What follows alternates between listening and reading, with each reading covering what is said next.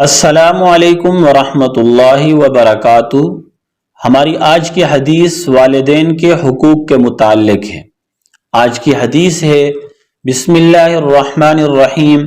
جاء رجل الى رسول اللہ صلی اللہ علیہ وسلم فقال من احق بحسن صحابتی قال امک قال ثم من قال امک قال ثم من قال امک قال ثم من قال ابوک۔ حضرت ابو ہریرہ رضی اللہ تعالیٰ عنہ کہتے ہیں کہ ایک شخص رسول اللہ صلی اللہ علیہ وسلم کے پاس آیا اور اس نے عرض کیا کہ اے اللہ کے رسول، بتائیے کہ لوگوں میں کس کے ساتھ حسن سلوک کا حق مجھ پر زیادہ ہے؟ آپ صلی اللہ علیہ وسلم نے فرمایا کہ تمہاری ماں۔ انہوں نے پوچھا اس کے بعد کون؟ فرمایا کہ تمہاری ماں۔ انہوں نے پوچھا اس کے بعد کون؟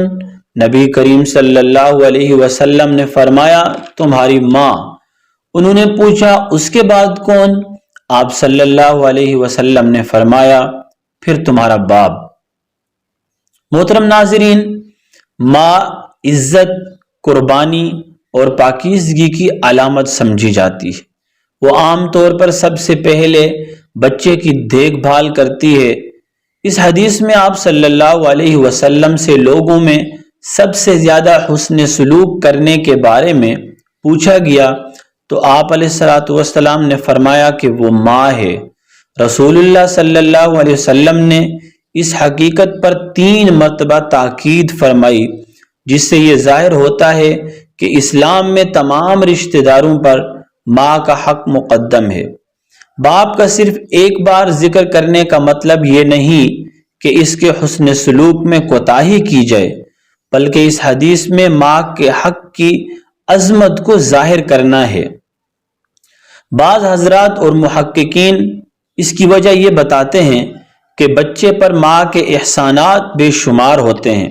مثلا ماں حمل، ولادت، دودھ پلانے کے دوران کئی جسمانی اور نفسیاتی مشکلات کا سامنا کرتی ہے۔ وہ دوسروں کی نسبت بچوں کی خدمت کرنے اور ان پر شفقت کرنے کے معاملے میں بھی سب سے زیادہ آگے ہوتی ہے۔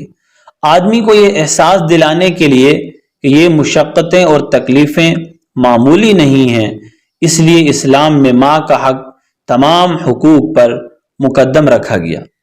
محترم ناظرین، یہ تھی ہماری آج کی حدیث۔ اللہ تعالی ہمیں اس حدیث پر اور آپ علیہ الصلوۃ والسلام کی تمام احادیث مبارکہ پر عمل کرنے کی توفیق نصیب فرمائے۔ السلام علیکم ورحمۃ اللہ وبرکاتہ۔